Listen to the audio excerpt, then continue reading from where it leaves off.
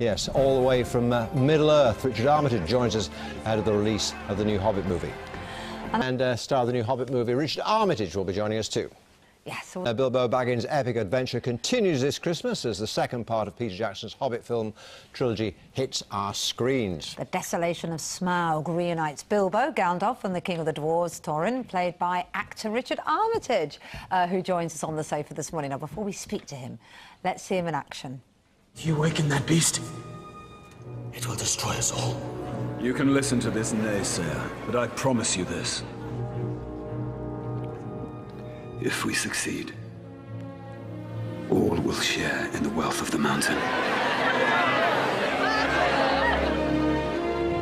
You will have enough gold to rebuild Esgaroth 10 times over!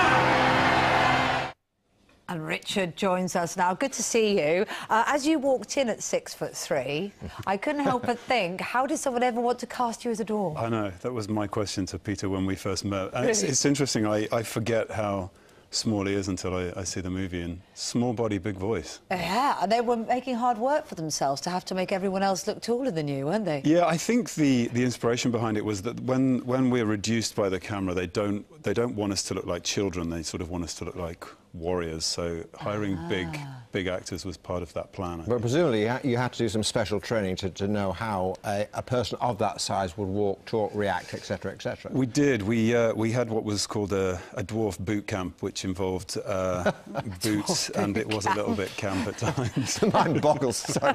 What on earth went on there? We did all kinds of tricks and things. We sort of worked with weight belts on because Terry Notary, who was our movement director, described dwarves as having balls of steel, which meant they have a very low centre of gravity. Yes. Right, okay. And I bet you did with all that kit on, did you? Yeah, I mean, this is an example of it here, mini example. That's actual size. That's how big Thorin is in real life. So, what does it entail, the costume? There's a prosthetics, of course. Prosthetics on the face, yeah. Obviously a wig. There's a muscle suit in my case and a fat suit in other cases, and then layers of costume. So we were carrying about 25 kilos of weight, which is like a rucksack with 4 bricks in it. So. Because I understand that you often buy a lot of your costumes to wear in real life. I'm assuming you didn't with that one. No, I think that's I wouldn't be able to get away with walking around with that costume. It's the second part of the trilogy. I've seen it, and I didn't see the first part. And I've got to say, I thought it was great because I thought I'd feel like I'd literally come in the middle of a movie. But they've done it so well, you haven't you? So, what's in store then? Well, you really, I mean, you hit the ground running with this movie. It's fast and it gets faster towards the end. You meet some great new characters: Beorn, Thranduil, Bard the Bowman, the Master of Lake Town, and of course Smaug the Dragon, which has been talked about since 1937 in the book, and we finally get to see him in his full glory. Because the last film ended just with the eye popping out, didn't it? And you see a little bit more than that eye. It's really impressive. And the other bit of training I read about was you sort of swanning around in empty wine barrels in deep water for very long periods of time.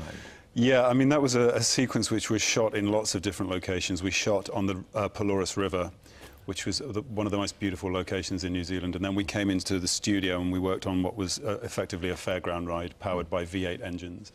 And then Flintstone barrels with where you could pedal yourself. So lots of different pieces that came together to put a sort of mid-movie climax, I suppose. And you were in there for a long time, unable to even go for a pee.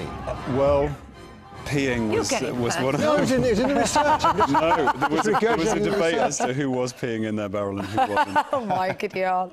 There's a great cast in this, isn't there? But one of the big, I think, attractions is the set itself, is New Zealand. I mean, it's extraordinary, the scenes, aren't they? You fell in love with the country, didn't you? I really did. I visited so many different amazing places, and I feel like it's one of the last havens on the globe that it's at the back of your mind that you could always escape there. It's almost another character in the movie. It's so beautiful and pristine.